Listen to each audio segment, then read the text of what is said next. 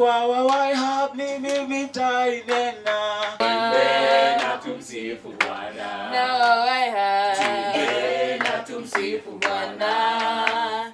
tuimbe na tumsifu Bwana. Baba ninakupenda, Baba nisaidie, wewe Baba nisaidie, tenda mema Baba, wewe ni Mungu, wewe ni Mungu, wewe ni Mungu, wewe ni Mungu. Makofi yao tafadhali. Makofi yao ya mwisho. Amazing. Thank you so much guys. Thank you so much guys. You may have your seats. Asanteni tena sana. Sindio? Otherwise, last but not least, this is the last activity I want us to do before even we start off the night. Sindio? Hii ni ya mwisho kabisa kuzuase wameongezeka na atujuani si wote. So kinye naweza taka tufanye, naweza taka umugote, umuulize anatoka wapi, where they from, what do they do, you know? Why are they here tonight and stuff like that. Wakaribishe tena sana. Get to know them. Baba Lauri. Na usalama sana. Amekuaje? Mike tuko wengi bana. Tunafaa celebrate Mike. Ndio.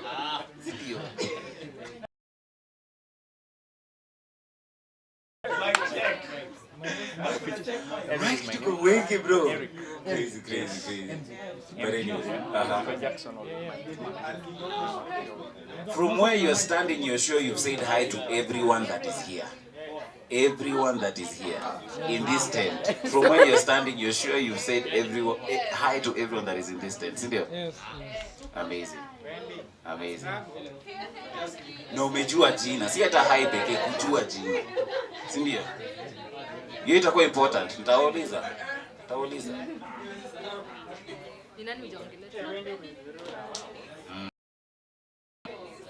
If your neighbor or your friend is introverted, mbebe tu mkiendanga hivyo, mkisalimia watu, si ndio? Amazing.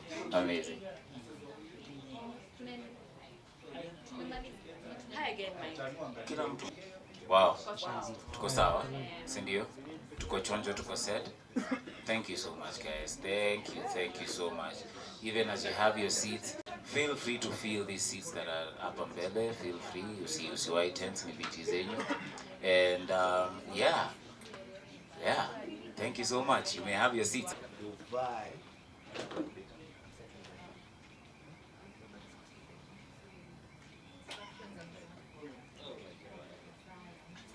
Amazing. So yeah. How your 2 weeks have been. What the highlight of your week has been. And I don't want to describe it as the worst moment, but like what wasn't working for you this week. So I'd want to hear that around. And yeah, nitaanza na penye Mike inafika, which is here. Karibu. Okay, so hi everyone. So I'd say that was the low of my week. Amazing. Tumpige makofi.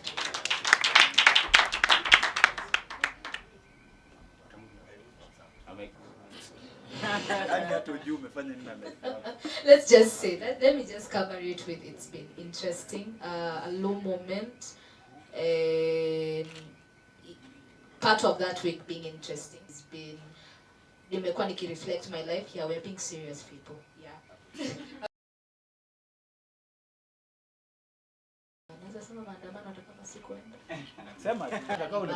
Nilikuwa online watching news and also like just calling out the leaders when they are wrong, you know. The worst. Watch Citizen. Sasa ni watu wangapi? Si ndio? So amazing. Hiyo nayo. Umesikia hiyo? Amazing. Makofi ya Christian tafadhali. Makofi yake. Wewe watu walionza tiaga. So you can testify. This is my first time here. Oh, wow. Yeah, it's really fun.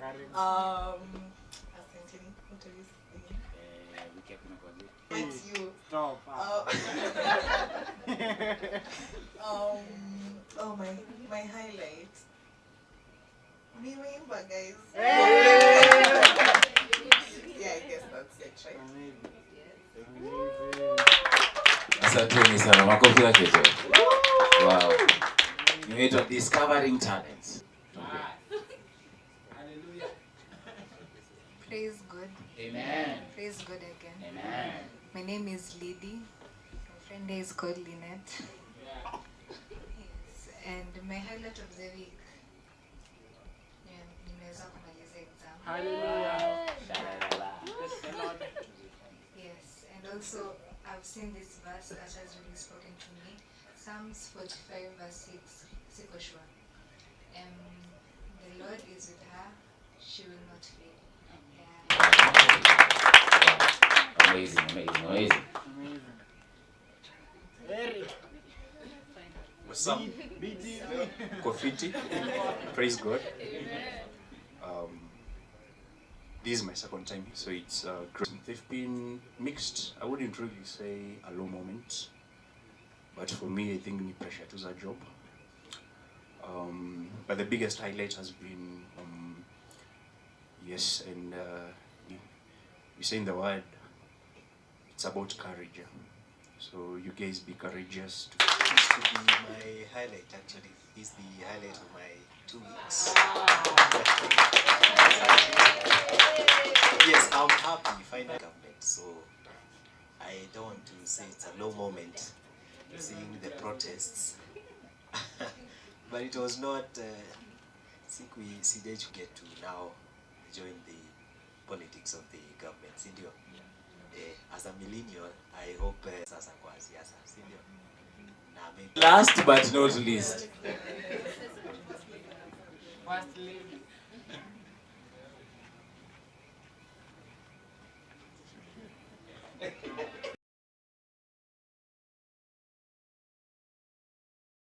Edwin. It's my first time here. One, I feel old. So watu wengi wanasema wanamaliza exam. And Lowest moment your week is up again. lowest moment, I think with my body na kukimbizwa. So that is my lowest moment. Thank you so much. Let's appreciate him, tafadhali. Mwisho kabisa.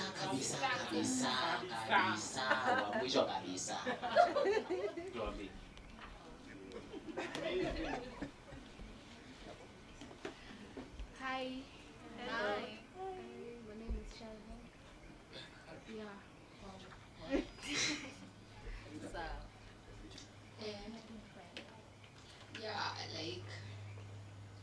Okay, kuna this Makofi yake tafadhali bana.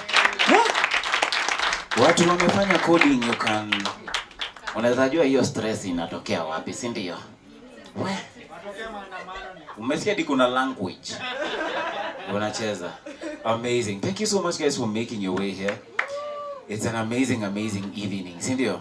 We've been having an ongoing series that started last week, but one.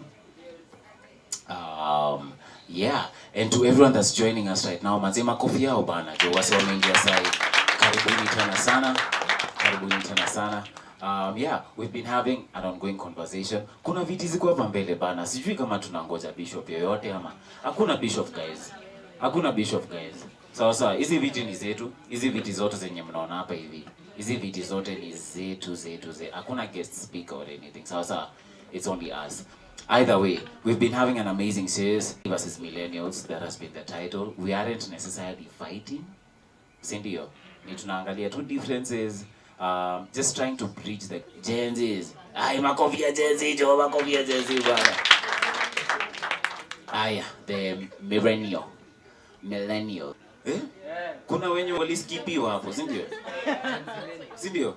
Gen Z ni ya mwaka gani Alfie? Makofi ya Alfie, manzi. Alfie is one of the... And today, we want to talk about Gen Z, millennials, and politics. Sindio? Gen Z, millennials, and politics, manzi. Well, we also have so many things that zina to separate kidogo. But today we just want to debunk it after the protests that we've been seeing, after everything that has been going on manze. Kabisa anasema lazima wanijue. To our online viewers, karibuni tena sana. Feel free to also comment. Wazee wetu wa Chicago. From you guys, mnafilaje manze jo hii time yenye tuko manze? Nasikia kuna maoni hapa hivi, kuna mwenye anataka kutusaidia na maoni, na tumpige tu makofi hadi vile anasimama. Asante sana jo. To just go on the street and riot, but that the act of police officers tear gassing like the Gen Z, make your push that rejects the finance bill, so that we cannot leave our country to go into impunity, and that's my take. Yes. And all sorts of corruption and bad governance to be aired out. It's high time for the young people to rise up and air out their voices, to air out their grievances. And I also feel that it's also high time for us to... Yes, thank you so much. And even as we start, I just want to welcome our panelists. Amazing people. Nataka nianze na sitaki kumuita mzee. He's young at heart though. Sawa. We want to welcome nikuita daktari ama. Tukaribishe Alfie manze. Alfie, an amazing guy.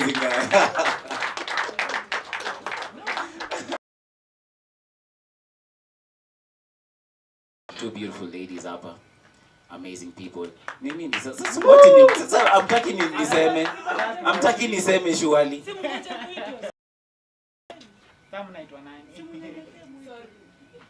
Aya, sawa.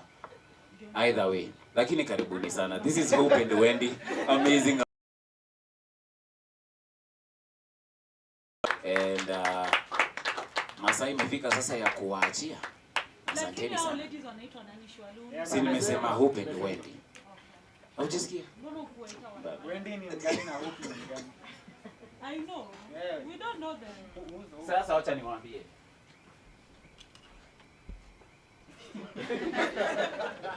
Okay.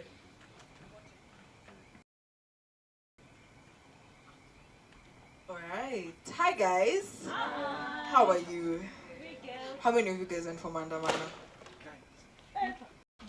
We're going straight into it. Sorry. Ooh, sorry. But how many of you guys went for Mandamano? By a show of hands. 1, 2. In our hearts. No, not in your hearts. You are there. You know the flavors of tear gas. You know the one for Thursday was bang bang chili. How many of you? Let's see again. 1, 2, 3, 4, 5, 6, 7. Okay. How many of you guys posted? You were online protesters. Okay, we're seeing you guys. Okay. Sawa. How many just didn't say anything? Okay. It's okay. We are not judging. We are not judging or canceling anyone. All right. So, back at it again. Okay, let me see the people who went for the protest. Raise your hand up again. Okay, I'm just gonna come straight to you and ask you a question. Allow me.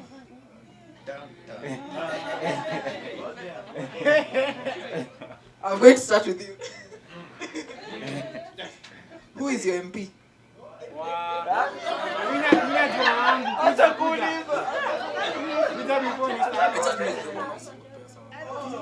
Okay.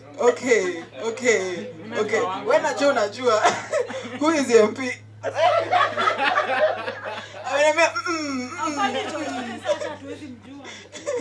Who else went? Okay, do you know your MP's name? Okay, tell us. Msilima, what they vote?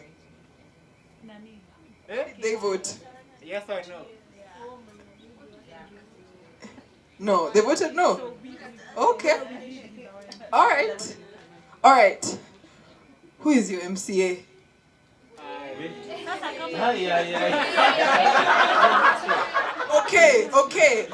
Okay. What does MCA stand for? Member of County Assembly. Oh, okay. Everybody clap for her. Hey. Okay. How many people can sing the national anthem? All of the stand. Okay. The loyalty pledge. Tuanze na national anthem. Najua national anthem, guys. Yote. National anthem. In English, 3 stanzas. Oh God.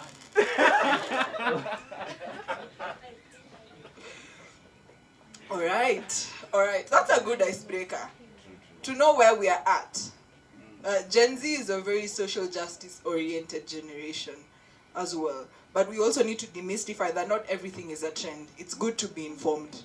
It's 100% important to be informed. Not just reject. What are you rejecting?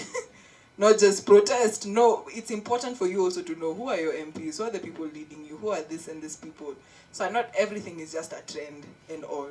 So what if there's injustice and it's not trending on social media? You won't be aware of it, right? Also, you won't know who to hold accountable for that. Now that we have broken the ice, I have 2 amazing people here. We have a Gen Z and a millennial. Yeah. Crazy. Millennials. They sound old. But anyway. But anyway, I'll ask my lovely friend to just break down some of the key things in the finance bill so that people can know what people were rejecting. Okay, so hi guys. Hi. My name is Wendy, and the key issues in the finance bill. So when the government came up with the finance bill, the main issue they were trying to tackle is the debt, the national debt. It's standing at, I don't remember the exact number, but it's trillions of Kenyan shillings or billions of US dollars. And you know how the US dollar has been fluctuating, you can kind of range how much we owe in debt. So kind of what they're trying to do was, the idea they had rather was to increase the taxes, or rather to overtax the citizens in order to make up for that. So one of the key aspects that is really being contested is the taxes on sanitary pads, taxes on the increase on the rates between transferring things between the bank and M-Pesa. I think on M-Pesa, if the finance bill is passed as is, when you're sending 100 bob, it's going to cost you 40 bob. So yeah, there's a lot of things like that are in. There's also the import and export taxes increase, as well as the Data Protection Act, which is basically they're trying to allow KRA to be excluded from that act. And what that means is that whatever little money you have, whether it's money that's from your SACCO, whatever money you have in your bank account, in your M-Pesa, KRA will be privy to that, and you can be taxed on that amount. So those are a couple of the things that are in the finance bill that people have really been contesting. Yeah. All right, that's lovely. So we've understood. There's also been a lot of heat on churches. Guys, we've seen that heat. There's been some heat on churches. We've seen the churches have been quiet. They've been quiet during this whole situation. How many of you guys were like mad at that?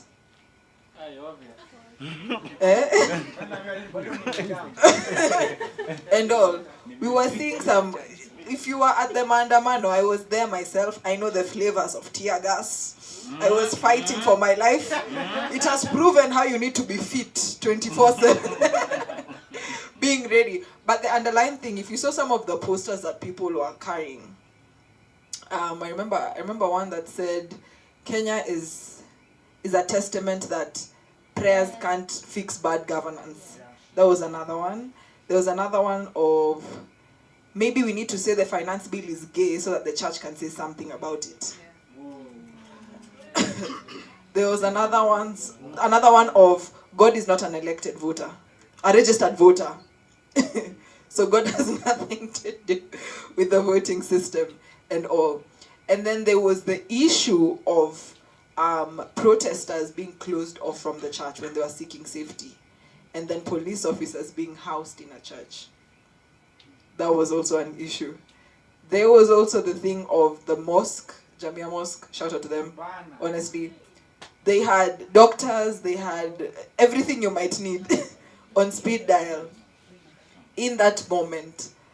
But then most of our Christian leaders are quiet. But first of all, shout out to Pastor Ewagata. He was there. He was there in the streets. He was there. He was there. He was leading by example. He was there. So yeah. So that was kind of the main thing that was happening in that space. And I want to ask a question back to the audience before we go back into our conversation. And if you want to say, just raise your hand up, or I'll pick you. How do you think the church should have responded in this situation?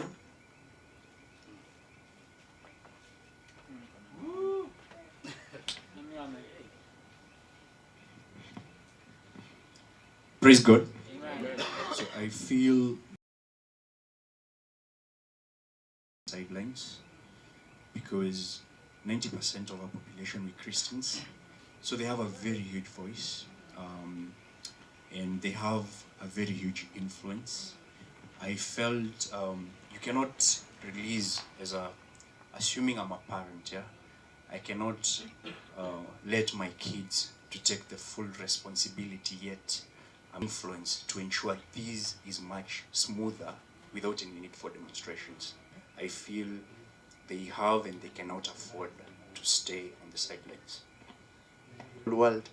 So we have been given the mandate and the responsibility to be able to take care of God's creation, and that is participating in politics and matters and affairs that concern our nation. Any other person? Okay, to me is the current president was the influence that made him the president was through the churches, but now the fact that the politicians themselves are becoming bad, it seemed hypocritical for the churches to now keep quiet for the people they were trying to promote. That was my take on it. Is there a lady? I want to hear a voice from a lady. Any girl who has some views. I'm going to pick on Bato. I don't think you're going to be honest. Be very honest. That's what we need. What was your question? What should the church have done? I was just telling Rachel the 7 days of rage thing that's going around. Number one is join prayers at Jamia Mosque. As a way to say thank you, because they were helping. I was around that place. They were giving out glucose, medical support, and water. This is an opportunity, and tracts for evangelism saying, if you want to know about our God. The church could have done so much. If I was to be asked, as the youth pastor, what do you need for support? I would have said, give me the worship team. Let's go around town, do a prayer walk. As we worship and as we are protesting as well, but we're taking advantage of the situation, and there's cameras everywhere. What a way to preach Christ. That was what One more. Moses was burning. Let me. So that's not fun. Anyway, I think we've been exposed as a church. Historically, we're very slow to react to things. Isi mara ya kwanza. Our leaders kind of are responsible. What is missing? The kind of leadership we need. Releasing your mic. So we've been exposed, including us who are Christians right now in the body of Christ, not only our pastors, because I'm pretty sure it's not the pastor of the Catholic Church or the Family Basilica who closed the gate. It's a member. So, yeah, it's a wake-up call to us, and it's very untimely. Okay. Yeah. Okay. Thank you. All right. Ooh, that was loud. All right. I'm going to pose back a question to Alfie. Why do you think the church didn't respond? Why do I think the church Didn't respond? I think it's the aspect that has been brought up that historically the church has been slow or apathetic to respond, because you're holding yourself to a very high standard, thinking that holding yourself to that standard, people will somehow come closer to you rather than you going to them. So the aspect of the church waiting before reacting or responding is what is causing them to be slow, because they are like, okay, we are seeing it happen, we are going intervene. And there's an aspect of you're removing yourself from that equation, trying to make it look like, because God is supreme and His authority, and you know He can do there what I like to call spiritual bypassing. You're very busy avoiding the hard work of growth and going through pain and all that so that you can look good when you sit down. Because it sounds good when you sit down in a press conference and say, we prayed about it. What happened then? You prayed. What happened then? Because you see, that's the part the church doesn't answer. What happened? It is good to pray. You can pray. Thing happened in the Bible. They did that also. So you ourselves, are we becoming the prophets of Baal, where you're praying up a storm, you're cutting yourself, nothing, not even a speck came. Yet one man stood up and said a few words, and a ball of fire came, consumed, and it's in the Bible, consumed the sacrifice, the water that was there, the stones, and the dust that was around there, the dust. That was something that happened. But you see, one man stood up. One man was courageous enough. So don't sit there expecting God is going to empower you with courage, because you'll be given courage. Courage demands that you step forward. Courage demands that you speak. So you can't say that, oh, I'm fighting for justice. Now, una courage, online warriors. When you're called forth to courage, step up courageously. You have to be ready. You have to be ready to die for your cause. Because it's also, I keep saying this and I've taught this here. It's okay to post a nice WhatsApp status and look deep. But it's way more awesome when you're seen outside there doing something that has an impact. Because impact is not attained where you are not there. It's very easy to say, oh, by there I'm attaining impact because you're seeing numbers. No. Impact is you as an individual stepping out or stepping into the gap and saying, by there, here I am. Here I am and this is what I'm going to do. Then that's when the empowering force of God now comes in, so that now you can see, by then you can have courage. Because there are people who realized during the protest that they have courage. Then you realize you have adrenaline. You're kukimbizana na mapolisi, you realize, oh my God, this is so much fun. I should do this more. That's how you get empowered. So the 7 days of rage is not coming at it because of people who are not empowered. It's coming from people who've been empowered and realized we cannot just sit down and say, oh, we're going to pray and things are going to happen. Yeah, that's my take. Wow. It's a very big take. I don't know if you want to add on something, Wendy, before I go on. Yeah, I think I can add on to that. I think in history, the church has also, like you said, we've really been spiritual bypassers. And I think that's really where the rift between millennials and Gen Z comes, especially when it comes to matters of the church. Because, you know, Gen Z is not a generation that just likes to keep quiet.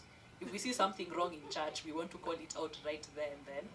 And I also understand that to some extent, sometimes that lacks a bit of discretion in how we want to go about things. So, yes, you get into a cause because now it's trendy to post #reject the finance bill, but you don't know why you're doing it or what exactly in the finance bill can affect you negatively. So I think that just the same way you've said, we need to be proactive. You also need to really look at the why you're being proactive. So you can now tap into that spiritual energy and get that courage to be able to act in the way that God has asked you to act. Because not everybody is meant to be running up and down inhaling different flavors of tear gas. Maybe God has called you to be part of the cause in a different way. You see, you wouldn't know that if you're not able to bridge the gap between prayer and action. Yeah, so I'd say that's my take. Wow. I think that's amazing. That was beautifully said by both of them. I think that already uncovers that even the church as an institution, if it doesn't do something, you have a task as the Christian, as the believer. Because we are so used to focusing on the church being an institution and a building and all, forgetting that you are the hands and feet of Jesus Christ. The church. Although it is true to acknowledge the issues within the church, but also acknowledge that you are also a believer, somebody who is filled by the Holy Spirit, empowered by God. So how are you representing God in these areas? So we've talked about proactiveness. We've talked about needing to know certain things, even the fact that why you're protesting and all. And that is honestly a gap that I saw. I knew a huge part of Gen Z is just there for vibes, which is still good. You showed up. You you showed up. Like literally, there was a moment. First of all, when I was entering town, I have come from an exam. The whole time I'm thinking, Maandamano. I have to go for Maandamano. I have to be there. I have to be there. But I was burdened to be there, right? We enter town. I'm entering with Christian. I'm there. I'm talking to Christian. I'm like, hey, are we sure? Like the first thing, I'm like, hey, we enter the first thing, we're seeing people running. I'm like, are we sure? And then I'm thinking, hey, I didn't pee. Hey, I was just thinking of all the things you've not done. I didn't pee. I didn't do all of these things and all of that stuff. But in that moment, the courage that came, and even the idea to speak the name of Jesus in that place. So guys, the task right now is to remember that you are also, as much as you are acknowledging the problem, you are partly part of the solution. That is the underlying thing, that you are part of the solution. As long as you have Jesus, you have declared that Jesus Christ is your Lord and Savior, you are the church. As hard as it might be, as sad as it might be, as much as we want to deconstruct, break away from churches and all of these things and stuff like that, how are you representing God wherever you are? How are you doing that? And I find it so hard to believe that as a Christian, you can just pick and choose areas that you want to be proactive when it comes to justice. That's another thing. Because our God is not like that. So who are you emulating? Who are you emulating? Like what he said, it's so easy. Like, one thing that annoys me, honestly, as a Gen Z, as a youth leader, when I go to a spiritual authority and tell them something, let's just pray about it and then just see what the Lord says and all. There's room for that for sure, but there are sometimes things that they are able to fix in that moment. And most times when I know somebody says that, they're saying, we're not talking about this again. They never get back to you. They never get. So what did the Lord say? So what did Jesus say after you went and prayed about it and took time to do, there's a call to action. There's always a call to action. So, a lot of Kenyans are also not patriotic. I'm going there. I am going there. How many people know, how many pages is the finance bill? 200. It's like 200 pages. It's a lot of pages. It's a lot of pages, right? And granted, we have grown up in these conversations of, hey, Kenya. Hey, corruption. I remember I sat down, okay, I'm not going to call this person out. A leader. No, you don't know them. Oh, this is a teacher in my school. Yeah, I'm not going to say what class it was. But anyway, during class, they went on a whole rant talking about how Kenyans are corrupt. Kenyans will always be corrupt. They hate Kenyans. First of all, they're Kenyan. If you're not corrupt, you will be corrupt. That is the underlying thing. If you're not corrupt, this life, you've not yet entered the workforce, you will be corrupt. You will be corrupt. And those are some of the narratives that run through our head. Literally. So you're not even fighting for a place, oh my God, I love God, God wants justice, and I'm also patriotic. God was intentional in putting me, choosing today, why weren't you born in Morocco? Why weren't you born in the, there are black people born everywhere in the world. And all of that stuff, right? So what are your values? A lot of Gen Zs right now, and this is a conversation that Wendy was saying, at the protest, if somebody came to them and told them, if I give you 100 million right now to tell you to go home, they'll go home. 100 million is enough. They'll go home.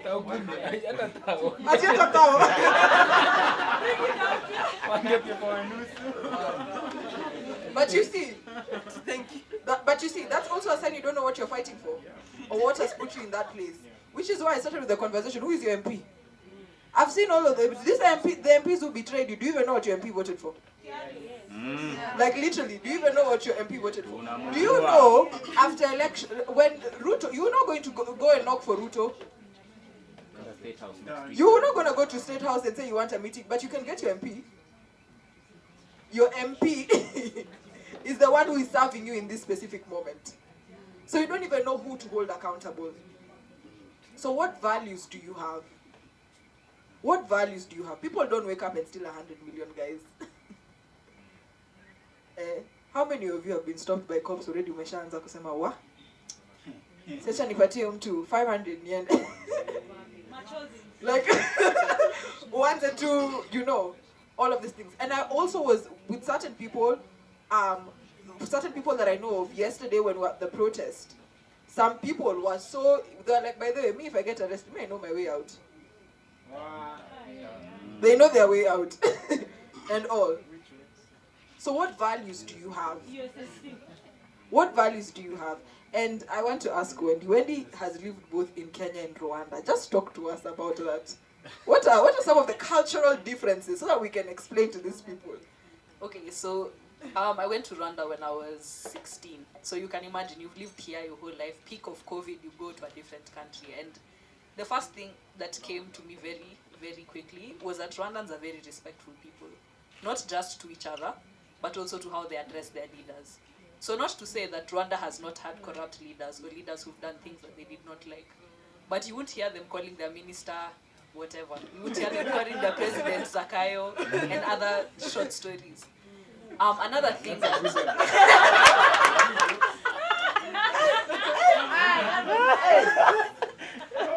another thing that came to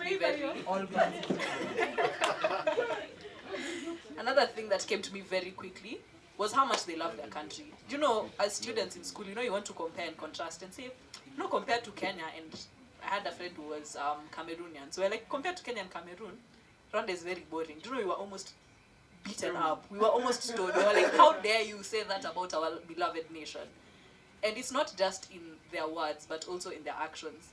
They have something they call umuganda. That's basically every first Saturday of the month, there's nothing happening in the roads, nothing is working. If you're landing into the country on that day, your cab driver will need a pass to be able to ferry you from the airport to wherever you're staying. Because they're cleaning the country. They wake up and they clean their roads.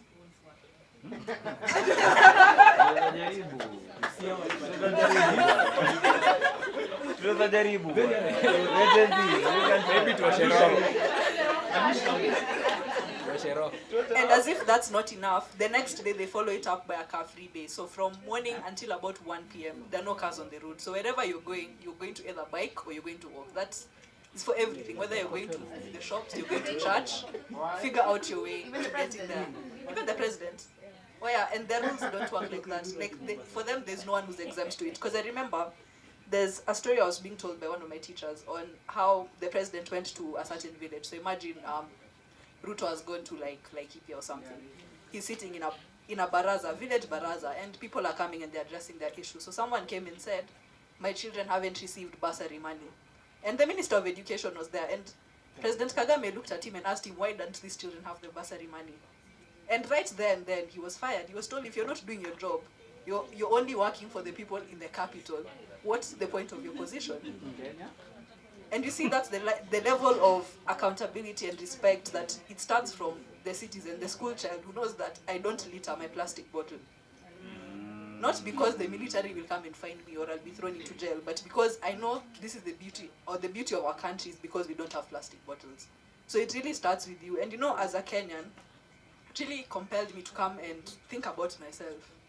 Like, what is it I do in my country that's making it better or worse? So you know, these small things, like where, you know, you want to go and get your ID. So you're going to like, oh, mom, I want my ID. This officer was told XYZ, so mom calls her friend, who calls her friend. And voila, you have an ID. Or those of us who've done our NTSA driving tests. Or not.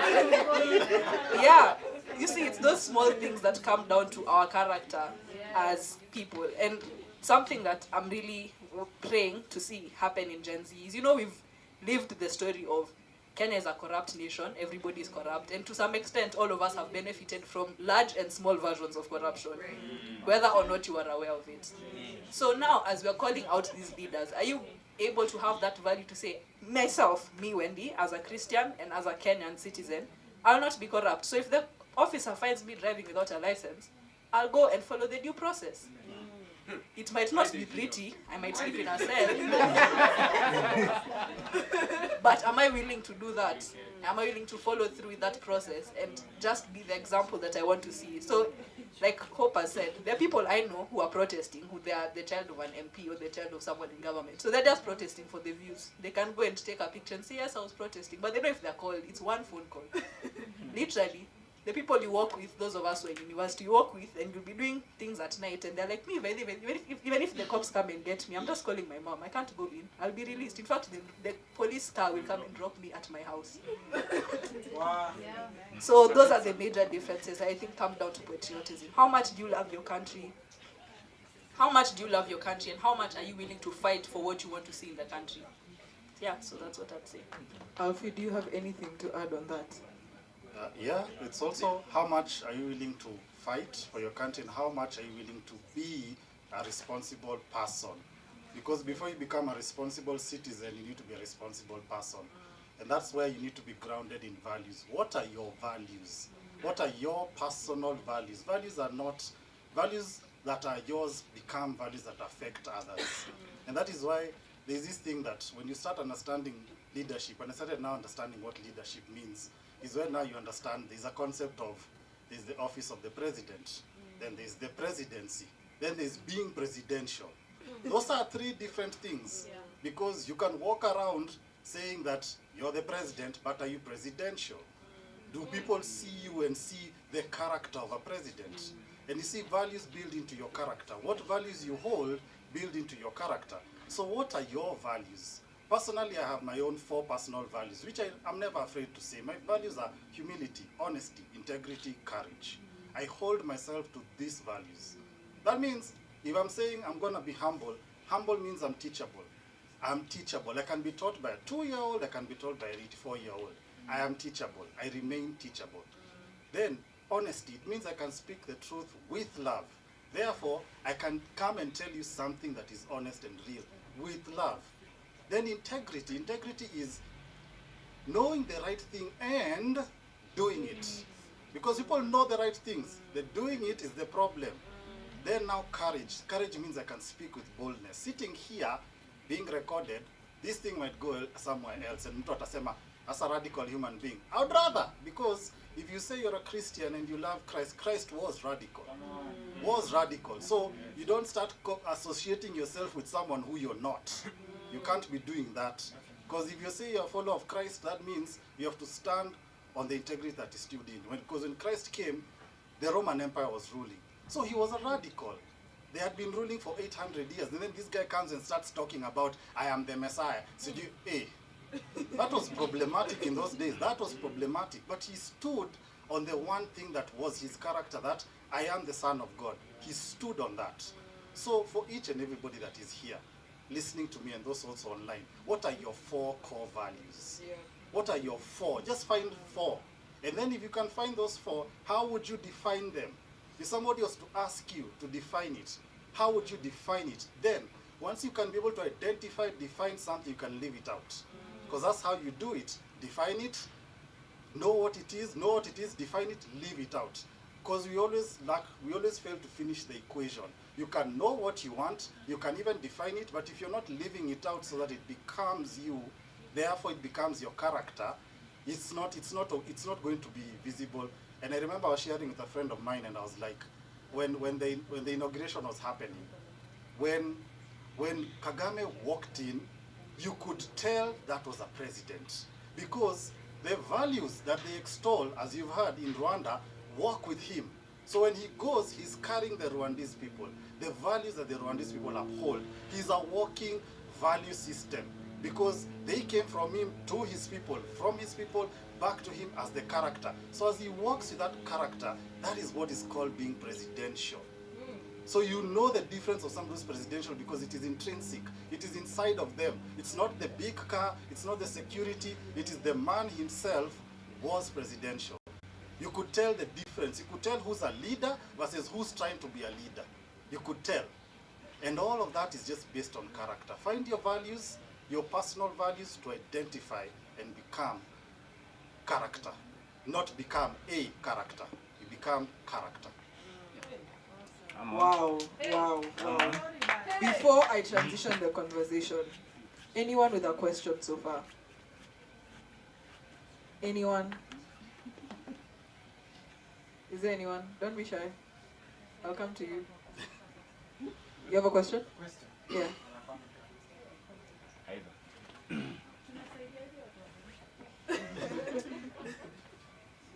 So, we've talked about values, and my question is, how are we supposed to boil the value of a Christian into the political character that we see in our country? Yeah. Mixed, boil, all of those things. How do we conjoin those things? Okay, I think I can try and answer that. I think the values of a politician, or just a politician aside from politics, because even if you study politics as a subject, there's nothing necessarily honorable about it. Politics is deception, politics is compromise, manipulation, things that are not, I would say, Christ-like. So the value of you as a politician or as a politically aware citizen, it all comes down to, what did Jesus ask you to be? He asked you to call out injustice, so do that, call out injustice. He asked you to, I know this is very hard for people to do, but he asked you to respect those who he has appointed as your leadership. He didn't say you have to like them, he just said, I have put them there for a reason, so respect them. Pray for them. Exactly, so just model your example as to what, think, the question I think we were all taught in Sunday school, WWJD, what would Jesus do? As I'm here protesting, I know that I'm protesting because I'm in my country. But in me standing up for this injustice, I'm not going to insult my leaders in the process. Or I'm not going to be the person inciting people, oh, let's go to State House and throw stones, for example, or let's try and fire at the police officers. Because I think that's another thing people have not considered. You see, the police officers, as much as it looks like it's the protesters versus the police officers, they're just exercising their duty. That's their job.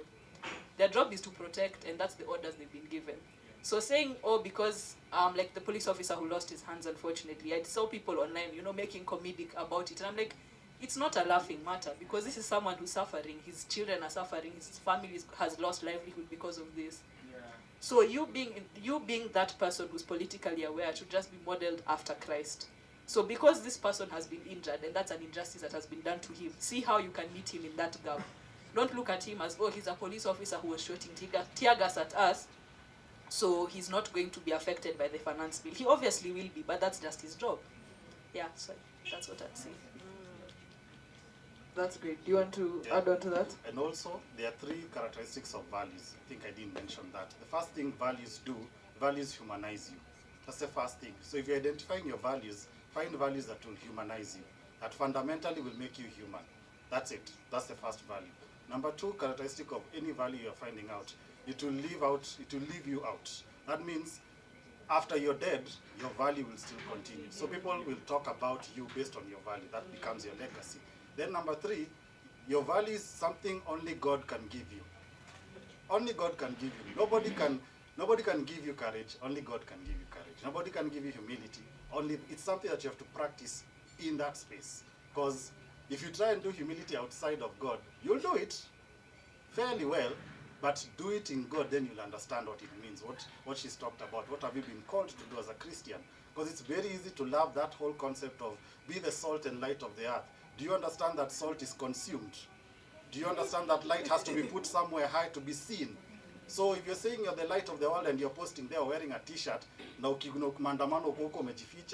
check your values.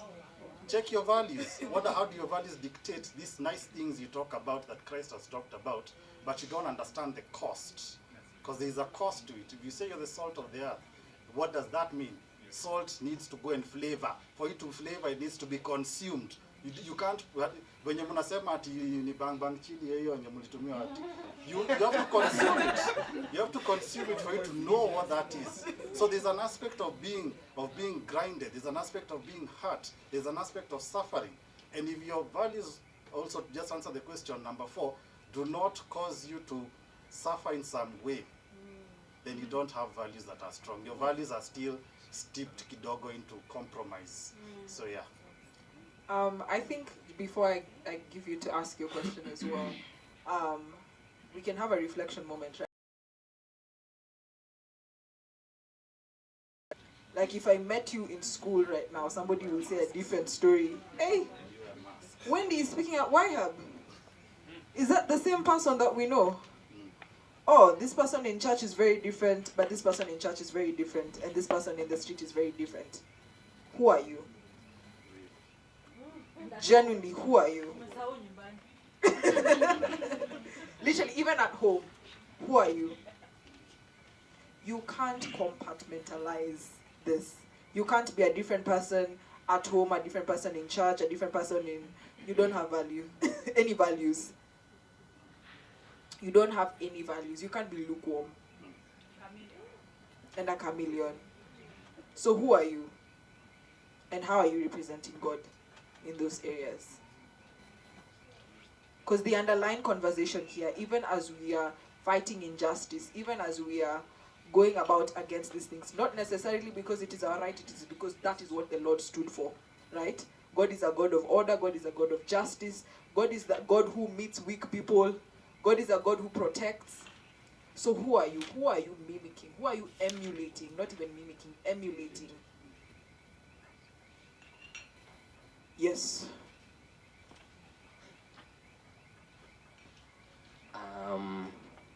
Actually, it's not a question. I was actually going to add to what you were saying, kind of talk about it's not about conflating your Christianity and your political awareness. It's you being a Christian who is politically aware. They are not two things that you're bringing to become one. It is one thing at the core. It is you who you are. There's this part where when Christ was doing his ministry on earth, he was accused of having some evil spirit. I think Beelzebub or something. And he asked the Pharisees who were accusing him, can demons chase away demons? If what I am doing is good, if what I'm doing is good, then can what I have inside me be bad? And that's where it comes in, where it's you're going to fight injustice, but do you have the injustice that you're fighting in you? You're speaking against the corruption of the leaders. Do you have if you were in that situation, would you be any better? Because until we are the change that we seek to see, there is nothing we're doing. Until we are that person who, what she's saying, you are the Christian. In the demonstration, you are the Christian. In everything that you're doing, you are the same person. So, as you're speaking out against injustice, you're a Christian. As you're doing other things, you're still a Christian. So that it doesn't come to a point where you're speaking out against injustice kind of loses its meaning because you were unjust somewhere else. You are unjust somewhere else. I was seeing this online where what you were saying when you were starting out, how people are calling out this leadership per se because they seem to have taken the Christianity and none of the Christianity. They have none of the Christ. They have taken the name, but then what we are seeing does not actually does not reflect what Christianity actually is about. But then, as Wendy was saying, it has to start with us. It has to come from a place where, as we are speaking out against injustice, us as the populace, we also have, at our very core, some semblance of justice. It's a good one. Yeah, so mine is a question. So, where do we draw the line between clout chasing and the reality of the matter? Because, to be honest, I felt like, through the last 3 days, we had a lot of cloud chasing than the actual real thing, which cut across both the Gen Zs and millennials. And actually, just to maybe call out some of the millennials, I feel like they maximized on it to push their brands. Because yes, we had celebrities, but most of them sikuwaona pale mbele kabisa. Nilikuwa naona tu picha, but wako wanatokea, wako hawako. So where do we draw that line? So the reality versus cloud, and also FOMO. Because some people actually hii wiki inakuja tunaenda juu hii siku kuwa sasa hii. So where do we draw that line? Okay, that's a good question. I think before I even allow them to answer, a lot of these celebrities were cornered to be there. Let's remember that bit. Gen Z's cancel people. I don't know, anyone who's seen Eli Mwenda? He's in New York. His posts. And the worst thing he did was blocking people. You don't know who that is. Oh. Man Talk. He does something called Man Talk. Young at heart. You know? And all. So this guy wasn't in the country when the protest, this was even way before he was in the States. So he hadn't posted anything around it. Then so he had gone out for a wedding. He happened to make the mistake of posting pictures of him at the wedding. And then people that was actually the reaction. And then what he did was delete comments and block people. And that sparked a whole different conversation for people. So he became cancelled. And once you're cancelled in Gen Z, whatever you say, you're irrelevant. You cancel someone for going for a wedding and posting. Yeah. So. All right, first there's a question there. Could you pass the mic? And then, okay, that's good. Question that he gave.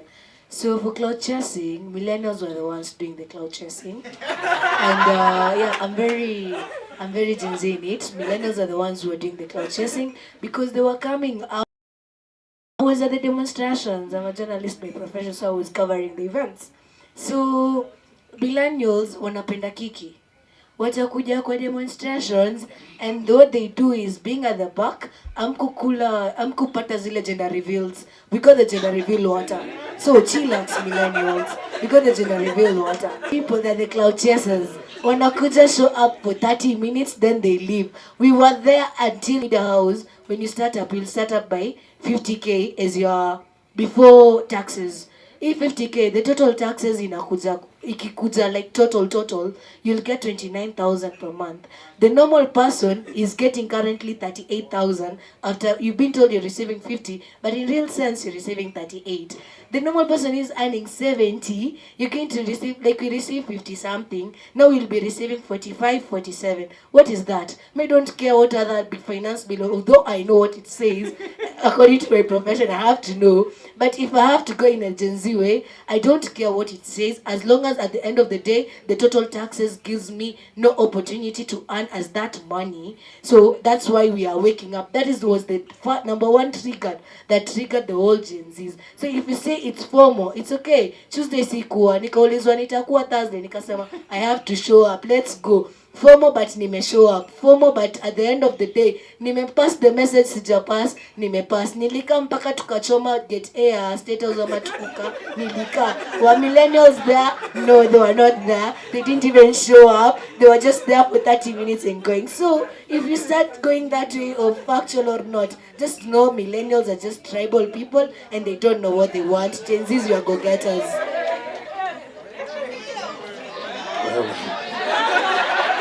Tumwagee Mike maji.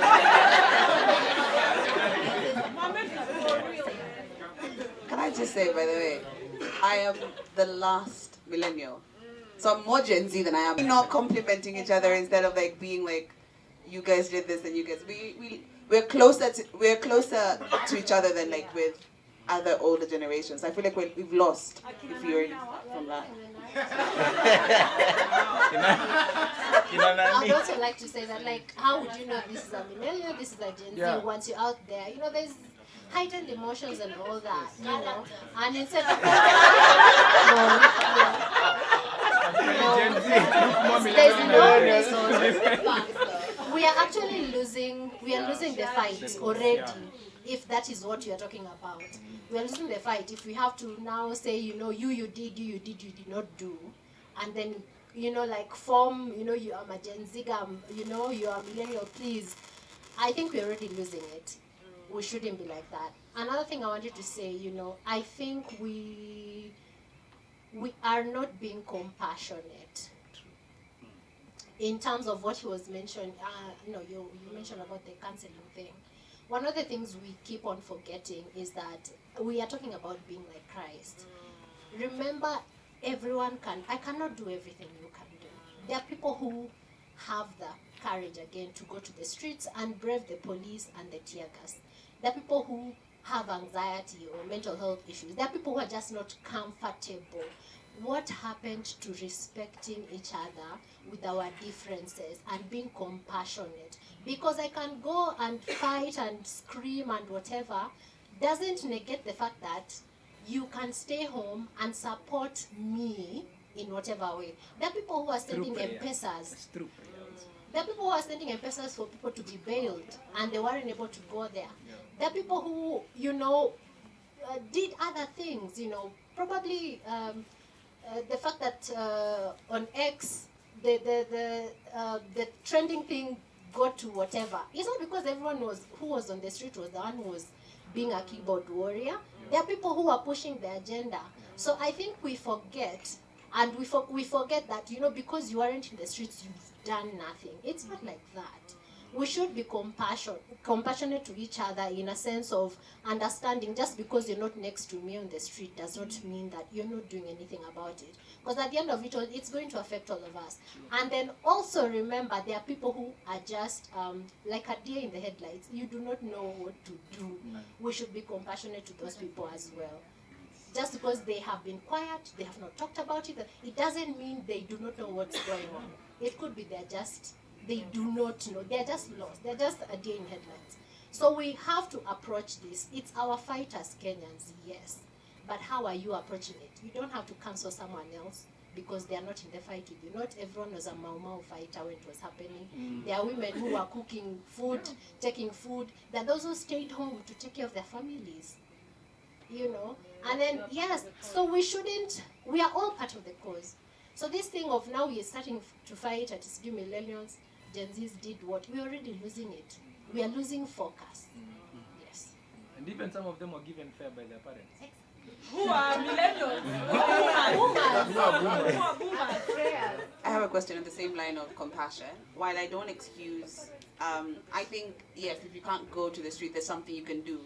I don't excuse silence. But how can we lead up? So when we're saying, like, the church did nothing, the church didn't do anything, how is it possible to lead up without what she's saying, without accusing them and saying, like, you guys don't care, you guys don't are not doing anything? What is the best way to do that? Yeah, I think I can start with the first question, which was how do you draw the line between clout chasing and actually being a part of the cause? I think that still just comes down to your value. What is it about that cause that makes you want to go and risk your life on the street? You really have to have a deep why cause, why reason that's making you do that. The same way being on social media, you still need to have a reason for the why. It's not just a hashtag that you're posting. You need to understand what it is you're posting about. And that all comes down to, you know, in as much as we're Christian, we also need to be civically educated. Understand the systems, understand the process, understand what exactly you can do to figure out your way.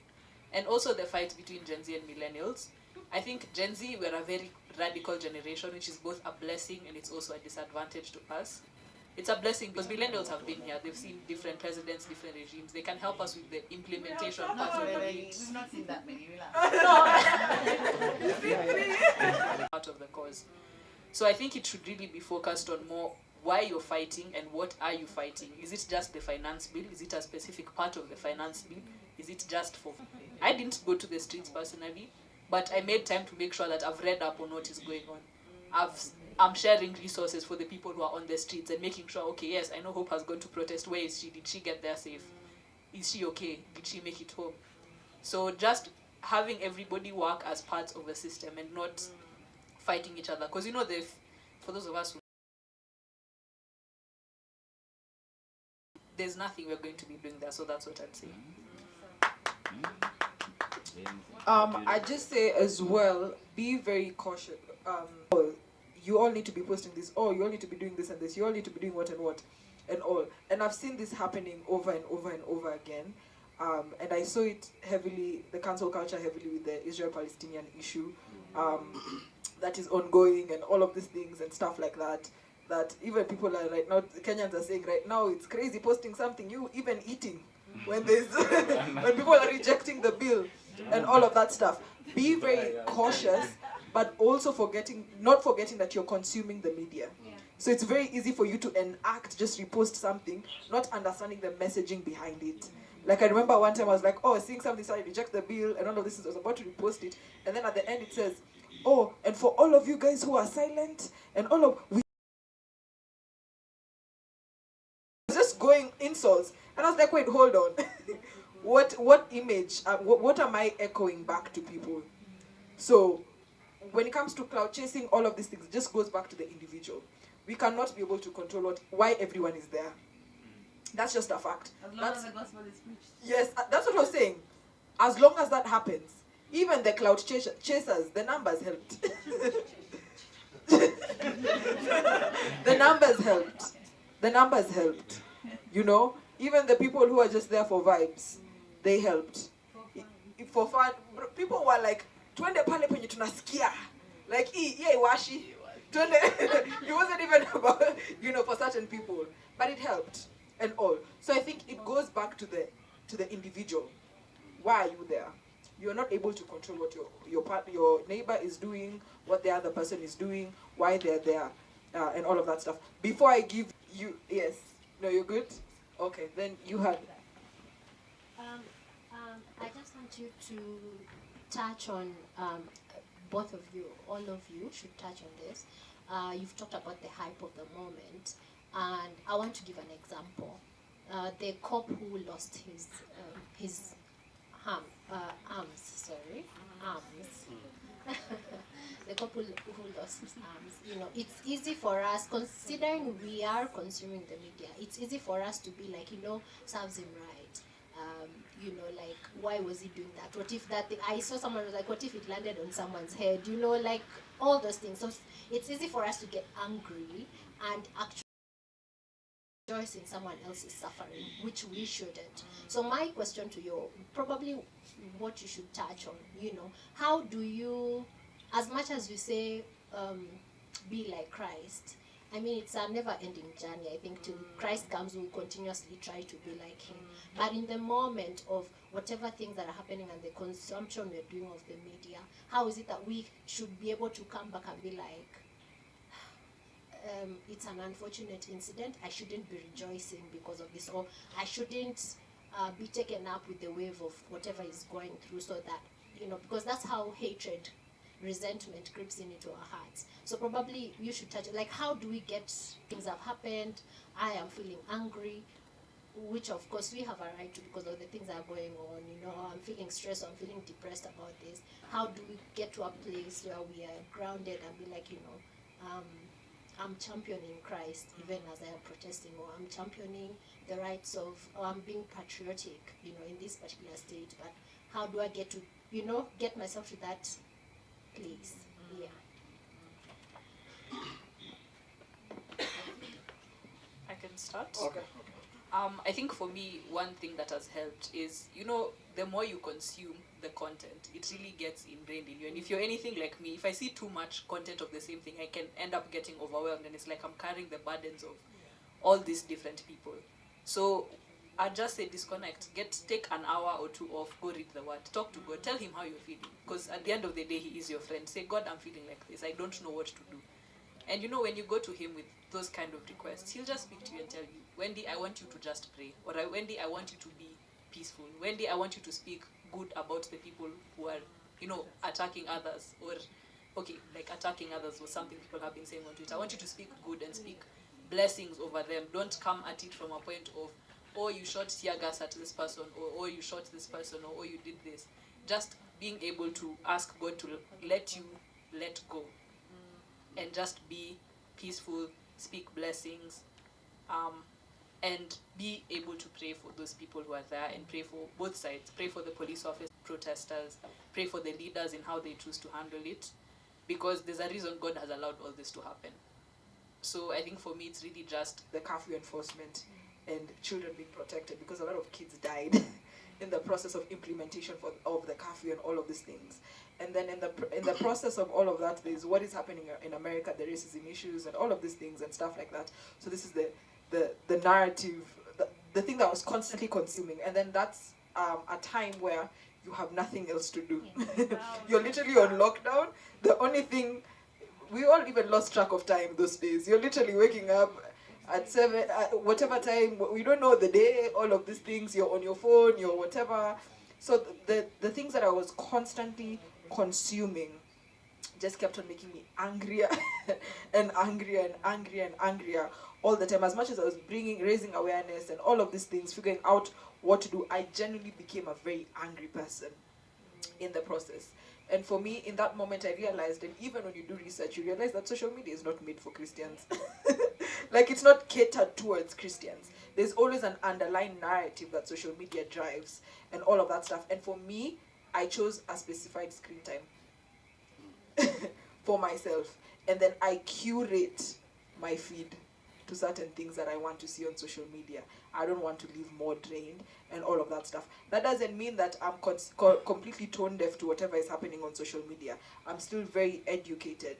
But now I choose what I'm constantly consuming. And now for me, reading my word more, being more intentional with, being around people who are like-minded and all of these things, so that I don't get lost in the rat of it all. So that's something that practically works for me. For me, there's a scripture that I keep going back to, Mark 12:30. Mark 12:30 says, "Love the Lord your God with all your heart and with all your soul and with all your mind and with all your strength." Now, everybody tends to do the soul part very well, the heart part very well, the strength part very well.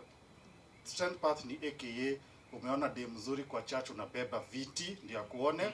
Strength part inakaanga hivyo. That is the strength part. So ndo mtu asishangae. That is the strength part. But the mind aspect, mind, hapo uanga tumekula minus, deadly. People don't read. People don't read. Read books, not values. You'll not be self-aware enough to say, this which I'm consuming, like where Hope is saying, is making me an angry person. Because, yes, I'm a person who fancies dark humor. That's a thing about me you didn't know. I fancy dark humor. I told myself, and you guys have seen this a lot on IG, where somebody posts a video, then they stitch it to something else, and then Jesus appears hapo nyuma. Akikuangalia zile za Now, literally for me, that's how I asked myself. When reading those comments, and the comments were hilarious. They were hilarious and they were smart. But I asked myself, if Christ was standing up nyuma, akiniangalia na hiyo macho yake, would I laugh? Would I laugh? So I was like, okay, so what do I do? Why I've talked about Mark 12:30 is because for you to be able to love, and you see it's love the Lord your God. Love the Lord your God, not love the content, not love IG. It's love the Lord your God. Consume content that is healthy, and also read books. The power of knowledge comes from the actual practice of reading books. It's not about scrolling an ebook, because the reason why I have to control myself not to have ebooks is because you'll always be distracted. Kidogo ting, acha niangalie hii. And there's something that is very powerful about social media, and it's something for all of you to research on. It's called distraction. How many times, honestly, do you listen to this, Wally? How many times have you wanted to search for something, and then you started looking for something else, ama kitu ikakuinterest, you went into a rabbit hole, then 30 minutes later you remembered, guy, I was looking for this. Then you go back there, you read it kidogo, then another thing pops up, you click on that, then another rabbit hole. Distraction. Distraction. Now see distraction and distraction is distraction. As long as you're distracted, you're not going to do what matters. This is why I'm instructing and giving a suggestion. Read a book. Just take up a book and read a book. Read books. 15 minutes a day. 15 minutes, kama unataka kuanzia, 15 minutes a day and then build it up from there. That would be my take on that. Just one last thing. Now that you've said we should read books, also something we were told in COVID. I know most of us don't exercise it till today, but go outside and touch grass. Go see the sunrise, go see the sunset. Be in nature. Be in nature. Take a walk, even if it's just literally around your estate, and come back to the house. It does a lot. It allows you to disconnect and actually realize that, oh yeah, there are actually birds outside. They're not just on Netflix. Okay, there's somebody whose hand was up.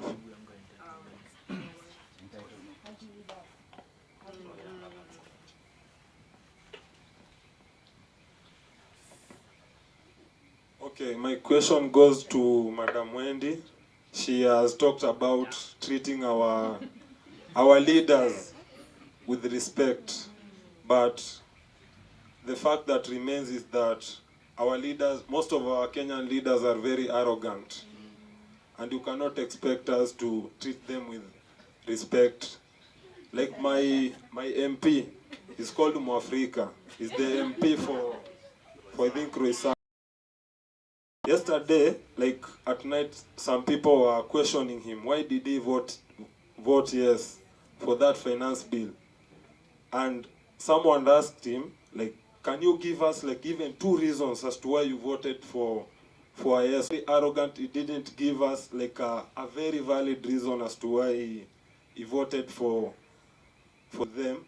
Yet they are not treating us with respect, because the right thing that the police officer could have done was actually arresting Rex and taking him to Central Police Office.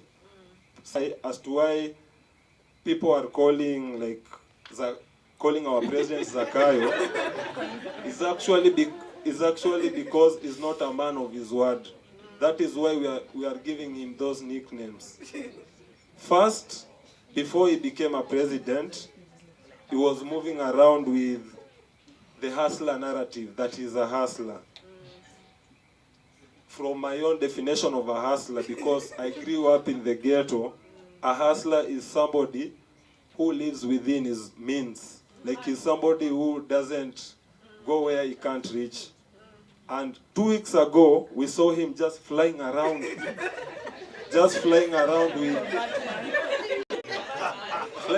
With our, like, and I was wondering, like, how are we supposed to expect to respect this guy, yet he himself is not true to his word? Because I think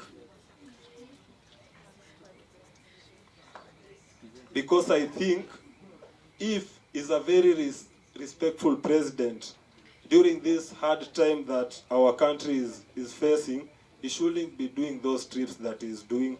So for me, my point is that I would like to hear your take, because you are the only panelist who has championed for us to be very respectful to leaders. So I would like you to answer that question. And I have another question. I have a point just to echo on what Alfie has said on why people are addicted to social media. I think social media has something that raises the dopamine levels of our brains. That's why people are addicted to them. So if you would like to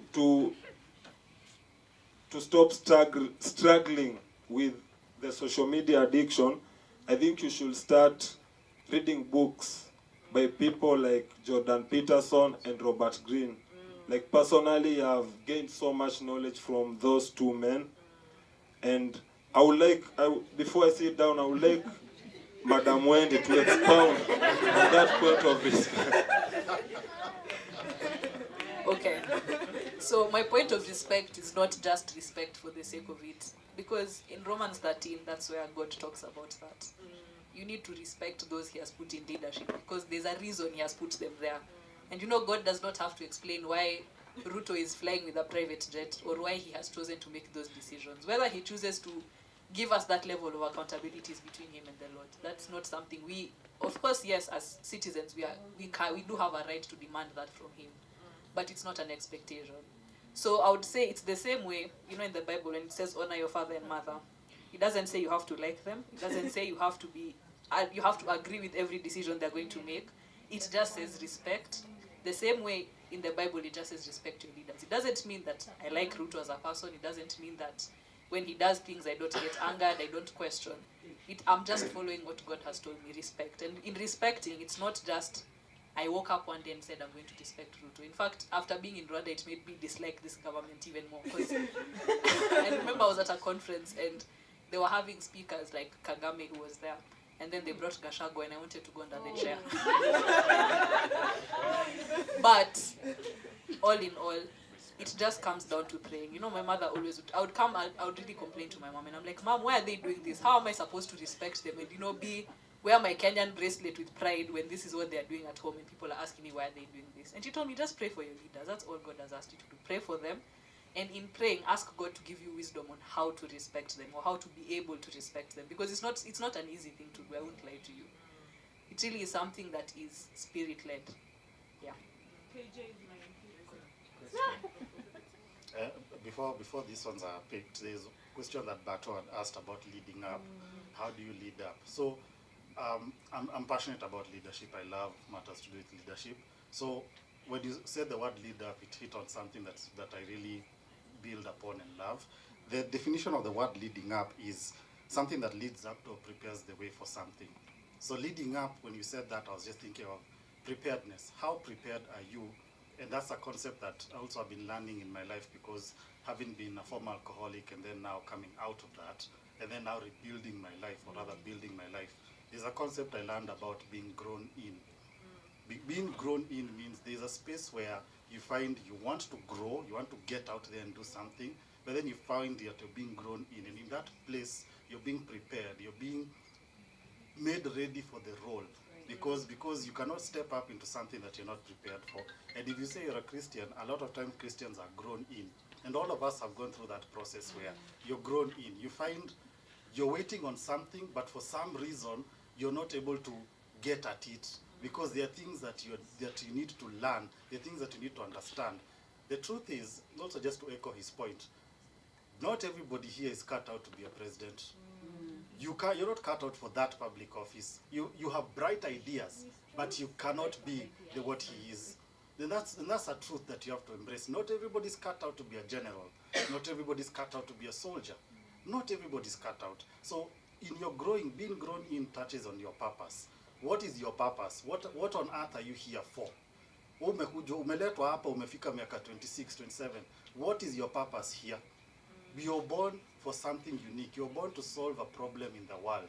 What is the problem that you are uniquely poised? Venye unakaa, the way you think, the way you write, the way you think, all these things are uniquely poised for everyone to be able to solve a certain problem in the world. But if you don't know your purpose, that is why it is easy to always look at somebody else. Ule afanyi, wo unafanya. How you been grown in, so that you can be in the process of leading up to being a leader in certain spaces. So that concept of being grown in before you're grown out. So God has to grow you in first. You have to go through that process of pruning, engaging, being edified, being grown, reading books, going through hard times. Then, when you're now put in the space where you need to be, where you're now grown out, then now you're able now to do the work that is required and basically fulfilling your purpose. So that's something I would say. Even for us, so as you're saying Gen Z, millennial, Nini, the reason I'm saying reading books will slow you down. Reading a book will tend to slow you down, and it will cause you to think about what it is you're doing, what it is and then now you're able now to begin to see, oh yeah, this one can be like this one can be like that. So being grown in to being grown out is in the process of being led up to being a leader. A question, yes, maybe this one goes to Hope, probably. Yes, so now since, you've talked about going out there and, going for the mandamana and all that, so my question is, what next after the dust settles? Thank you. That's a very, very good question. I was very intentional with even asking, who is your MP? Do you know this? Do you know that? All of these things. Educate yourself. Educate yourself so that you can be better citizen in this country, so that you can know how to keep your leaders accountable. So when somebody comes and says, I'm Christian, and then you just vote for them because you believe their ideals line up with yours, ufike huko katikati, you're wondering what is happening. What is happening? And sorry to say, a lot of Christians are very incompetent. Like genuinely, a lot of Christians are very incompetent. You know your theology, and then you want to go, or like, let's say like, I'm a Christian, I know my Bible and all of these things, I want to vie for office, or I want to make change, but I'm not committed to learning. I'm not committed to educating myself to know how I can better serve people. You just want to pray and to hear from God and fast and all of that stuff. Think about it. Imagine if you go to a hospital, you find out your doctor didn't go to medical school, but they are a Christian.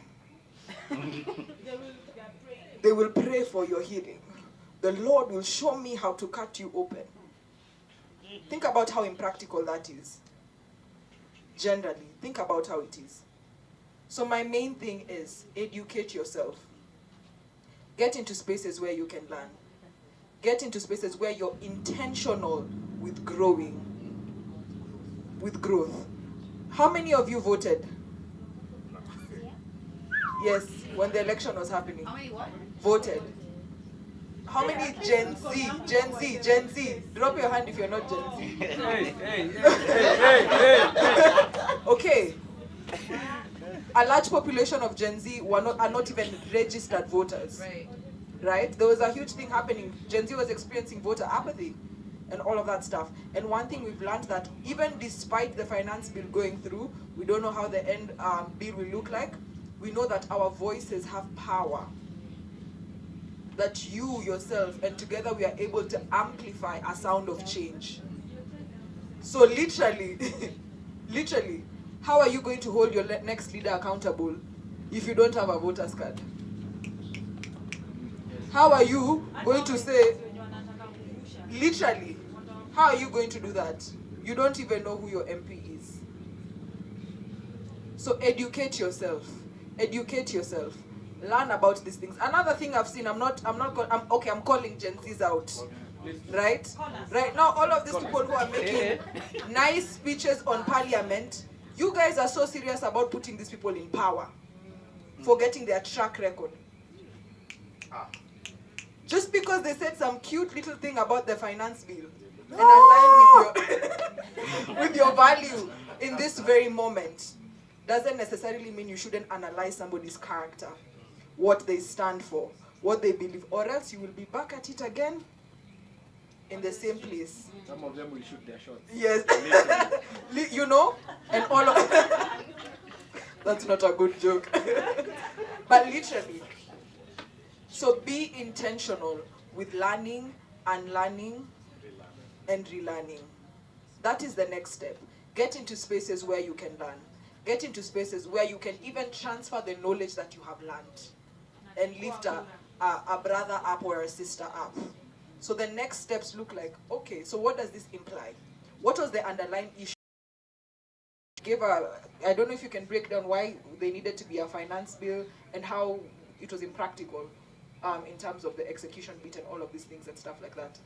Okay, so yesterday I was having a conversation with a friend of mine, and we were looking at it from like, let's step aside from the emotional bit of the finance bill and all the controversy that has happened and actually look at it. So obviously in legislation, every year the government has to have a budget. The same way when you get your allowance and you get your salary, you have to have a budget. You have expenses that are recurrent and important, and the rest you do. So you know that once I've bought airtime and I've chucked my fare, I can go and eat smoochers or I can go and do whatever. So that's basically why the finance bill needs to happen, because the government needs to have a budget of how exactly they're spending the taxpayers' money. But the issue with this particular finance bill is that they're cutting out money from essential services, healthcare, Linda Mama, education. JSS teachers have not been paid for a year, and I'm hearing they also want to sack like 600 of them. Mind you, this is a curriculum they've just implemented. And take that money to fund salaries of the office of the first daughter, office of the first lady, the office of the, yes, Office of granddaughter coming soon. child, state house intercessors. Like for real, there's a budget. All these different offices that are not directly contributing to the mandate of the government. So if you look at it, there are some things in that bill that are, yes, trying to address the underlying issue, which is the debt burden we have as a country. But then the issue is, it's not just because they've increased taxes on this or because they've increased taxes on that. The issue with that finance bill is why this money is being spent. Why are we having a certain amount of money going to confidential expenses? What is confidential expenses? Are they church intercessors, state house intercessors and other things? Speaking in tongues budget. So, so the issue is, even as you're protesting, you should know what exactly it is you're protesting about. So the issue is, we are protesting for things that they've put there as Trojan horses. Because obviously we know they're not about to increase tax on bread. That's not happening. They just put it there so you can divert your attention from them wanting to increase fuel levy by 9 shillings. They've not. That's not something that I've heard Gen Zs actively talking about. I've not heard them also actively talking about excluding KRA from the Data Protection Act. We are focused on all these other small, minute issues that are not directly going to affect you. Exactly, we've not read it. No Gen Z has read it. Exactly. We've not read that finance bill. I know it's 200 pages. I know it's long. It's the same thing, just like the Constitution. We all just went and picked that one right.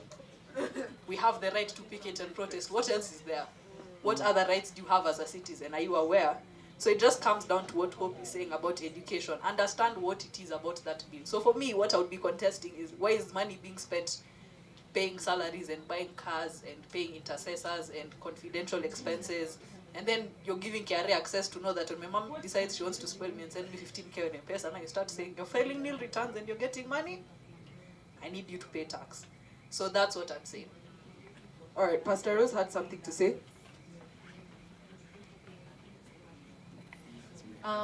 When it comes to things that God instructs us to do, usually it's not because he thinks they are easy to do. By now you should have suspected that about God. Most of the instructions that Jesus gave on our interaction with our world, with politics, with leadership, with neighbors, even with your neighbor. When he says love your neighbor, sometimes you kind of think Lord, you really don't know my neighbor. You gave that instruction when you're assuming that my neighbor would be very good. Many times, those instructions that are given by Paul, by a lot of the authors of the letters, and especially Paul, were written in a very oppressive environment, very difficult environment. Christians were being thrown in prison, Christians were being persecuted, their property was being taken away. By the time Jesus is coming into the scene, the Romans were in charge. And Romans were not nice. You think Jesus is bad. You've not met the Romans at that time. I mean, they did pretty bad. Just look at the execution of Jesus. That should be a hint of how bad the system was. Very oppressive. And yet Jesus is the same one who says, if a soldier tells you, walk a mile, ongeza ingine. Really? Because Roman soldiers would be bullying our soldiers would bully people. They'll just, it was in the law. They were allowed to come and tell you, carry my mzigo. And then, by law, you are supposed to go a certain distance. But Jesus says, don't just go that distance that is required by the law. Take an extra one. That's where the extra mile quote comes from. Yeah? Jesus never asks us to do things because he thinks it's easy. He always asks us to do them because it will demonstrate his love and grace. Yeah? So when we're told respect your leaders because God is the one who put them in authority, I know we kind of feel like, God, that's so twisted.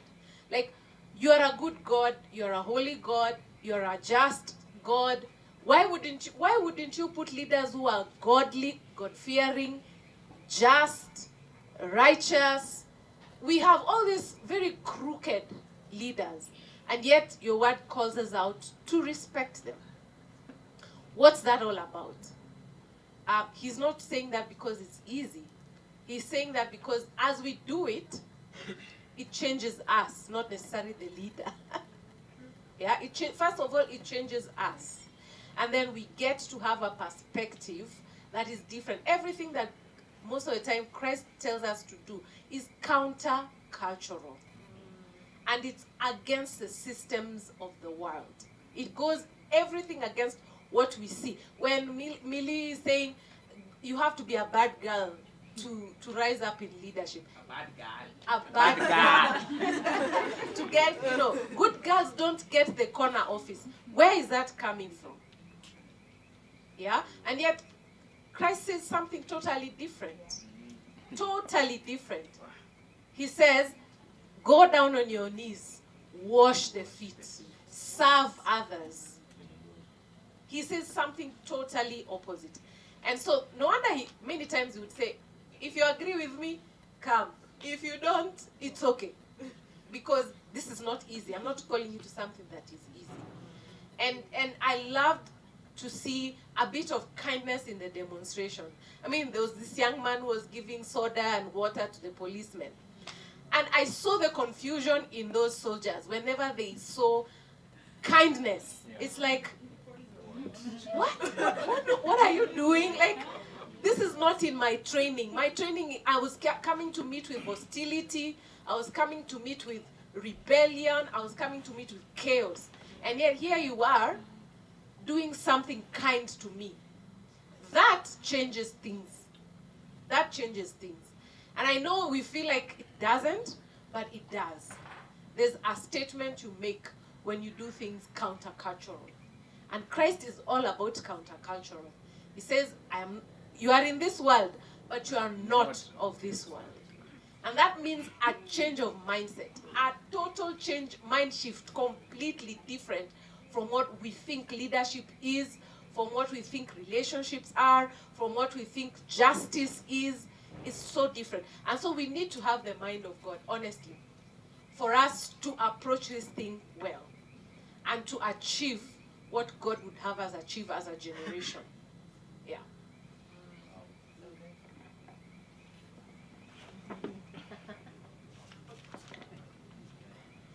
So I just wanted to echo what Rosie has said.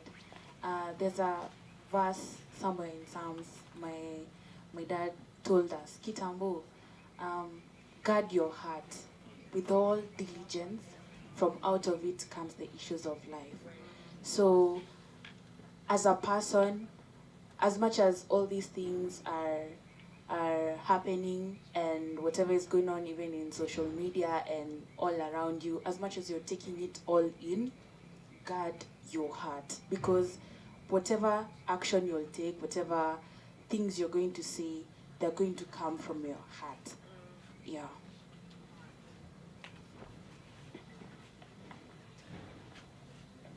Okay, as we wind up the conversation, I'm going to give, he has been waiting to say something. Okay. Stop hearing myself. Okay, so to answer your question and his question, you were asking about this guy whose hands were blown off. Where do we draw the line between you are oppressing us and I am still a Christian? In, I think, John 18, when Christ is being arrested, Peter takes his sword and cuts the ear of one of the soldiers, and Jesus puts it back. This is not because his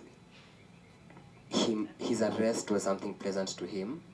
It's just that he understood, or rather Christ understood at that time, that this is, in as much as he's doing this, he is at the time, was one of the most oppressive ever. And the taxes and everything. And Christ is asked, like, what is it okay for us to pay? Tells Zacchaeus, like, okay, you've been collecting more than me. Like, you should give, you get like, in as much as he is respecting the leadership in place, he is not taking away from the fact that what is being done is wrong. And so when he's talking to the populace, he expects them to do the right thing. And when he's talking to the leadership, he expects them to do the right thing. Do the right thing as a populace, even if the leadership is not doing the right thing. And if you're in leadership, also do the right thing, even if the populace is not doing the right thing. All right, thank you for us.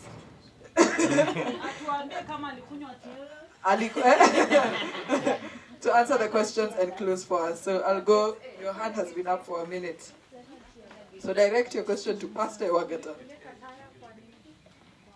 Yes, the right person tulikuwa naye maandamano jana. Okay, my question is, the church is silent about this thing. And in the book of Proverbs chapter 31, verse 8 to 9, it says, "Speak up for those who cannot speak for themselves. For the rights of all who are destitute, speak up and judge fairly. Defend the rights of the poor and needy." There is a tweet ilisema, should we name this financial bill gay or lesbian for the church to come out or what? Because currently there is nothing, I'll say nothing the church imesema. But ingekudwa, is it that church is more aware about sexual stuff than aware about our own basic rights that we are fighting for?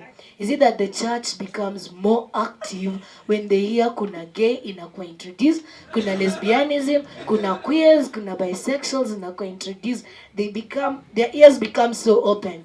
Tashanga sita wame-release moja pap, addressing the crowd, addressing the government. Why until now, no church, we're supposed to teach us how to approach. Please teach me how to approach and to tweet good about our leaders, but not to respect some, call a spade.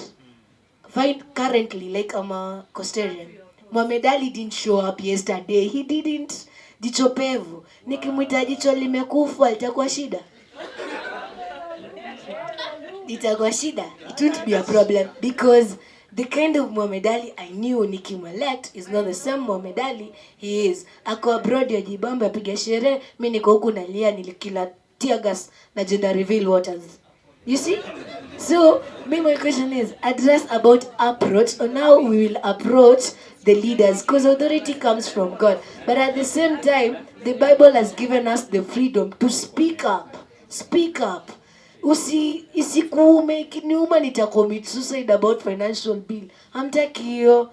Mnataka kuniona. Acha ni speak up, but teach me how to speak up well, how to. Ndio hapo maybe respect itaingia kidogo, but ukiniambia respect, ni respect za kai wapi?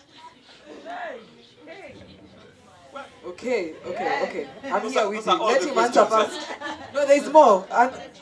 Answer that one first and then we'll take the next one. Let me just hear the others. Okay. Na mapastors kama uko online tafadhali uanze kukaribia hapa. Good evening. For those in online in different countries, good morning, good night. First of all, I have acknowledged that. Secondly, I'd like to acknowledge the panelists, even though I came late, but I'd like to acknowledge the panelists. Thirdly, about this whole thing of the finance bill, mambo yote ya maandamano yote. If I may really ask, what are we really fighting for? What are we really fighting for? I understand because, but kila mtu akona reason why. kila mse ako na reason yake. Kuna like for some it ni what is inside the finance bill. For others it is just for clout. Why need first of all to make that clear first? Yes. Let's ask one. Put it, but let's just say the truth. Gen Zs, millennials, they need like Gen Zs need guidance, and millennials need understanding. So, and the church has it is both. If you look at the kingdom, about what next after the finance bill, and about what next after the finance bill, and I think being a Gen Z, yesterday I was advised by a Gen X and a millennial. The whole thing was, if we remove the 800 million that is being yenye hatuambii inaenda wapi, and the bill itself is 3 point something trillion. What percentage is that 800 million? The picture is, the moment the finance bill, that thing passes or fails, the next best thing was the constitution. Because that is where everything is. That is where the office of the first lady, that is where the office of the first lady of the governor, that is where the MCA, the chief, also there. They're also being paid. They also have PAs who are also being paid. Supposed to go for the amendment of the constitution, because that is where everything went bad for our generation. All right. Okay. All right. Try and give us a rundown of some of these questions you've asked. The question of respect. How do you respect where we've got to? What are we really fighting for? What are we really fighting for? And then the what next. I think you've given a very good answer. I've been around long enough to know that change is never cheap, and change is never superficial. Even as we talk about this whole conversation, we need to come back to ask ourselves, who are we addressing, and who are we even as we address them? What's the difference between me and my MP? What's the difference between me and the governor? What's the difference between me and the president? If we switched chairs today and they were in the crowd and you were in parliament, what would change?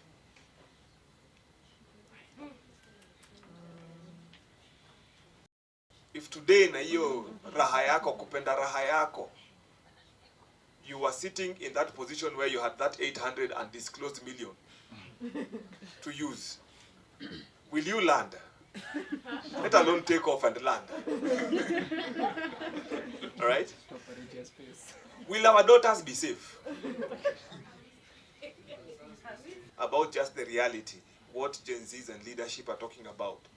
But we have to come back and ask ourselves, who are we as we talk about these things? Because in 20 years, you'll be sitting in those positions, and we might be having Gen P. You know, they didn't even come to town on Tuesday. The only way we can stop what is happening in our country is to be able to call a spade a spade. Sisi ni wabaya. And the only way we can find redemption is in Christ. Unfortunately, the representative of Christ, pia kuna ubaya. The book of James, today we are doing a study of the book of James, and it talks about the journey of sin. It's called the downward spiral of sin. God does not tempt, and neither can he be tempted. But each one of us, when we are enticed by our own selfish desires, what is driving me to go on that street? Is it because I am not the one receiving the perks? Or is it because I have understood the need to be a good steward of resources. And when that temptation has come, it gives birth to sin, and sin gives birth to death. And what we are seeing now is a dying. That now we are getting to a place where people are ready to shut down the nation because we think if we shut it down, the tap will stop flowing, because we are not willing to change. We're just willing to stop. Wacha tuumie si wote. That's what we are thinking. And that's why we are asking, and I've sat with a few Gen Xers, I've sat with a few millennials, and they're asking, what is the end goal? I'm telling you, the end goal is, maybe we need to hit reset. And that's what probably the benefit that Rwanda had. That they reached a place where they realized they have actually lost a nation. When they started building, they built seriously. And I remember Kagame came to Kenya, I think 2008, when after we kuzad each other here with mapangas, you know, and we calmed down a bit. And he was called for a meeting, and they were talking about peace building. And he asked, what do you think, how would you advise Kenyans, and what would you say about Kenya and the situation? And he says, you know, Kenyans have not learned serious lessons. They have not. You've not shown up in a village to find you are the only surviving relative of your clan. We are now crying about, what's his name? Rex. And we feel it's an injustice to a whole generation. Somebody tells you, I walked home after fighting from Uganda into Rwanda and found I was the only surviving person in my family. So we think it's a joke. We think going out there in the streets is for humor. It's not Cartoon Network, where you're chapwad by a 6-ton boulder, and then you come out and you just, you know, first of all you're flat, and then you start ongezing your weight back. It's not that. All right? There's no rinse and repeat. You know, there was one cartoon that I loved a lot. Rwadana came and ate the seed without the thing breaking. Is it? You fala. You can't even imagine how much money that is. Like that, yani that's so much money, we can build a stadium. Stadium brown. And then we want to be able to say, increase it. For what? Fix them. We're talking about debt burden when it comes to overhead costs of the government. We are one of the most heavily funded governments on just paying human labor. Human labor for kijana. Na hii Uislamu, which one is more legit? We have thrown a whole nation into confusion. Our leaders do not know anymore where wise counsel comes from, because as a church we have been compromised. Father, I pray that, Lord, and do what you've called us to do. As a church, you've called us and mandated us to do what is in your word. May we not do anything else. May we not be compromised by the standards of this world. May we not be caught up in the principles of this world. May we not be caught up in the mindset of being Kenyan, but rather be citizens of your kingdom. It's you.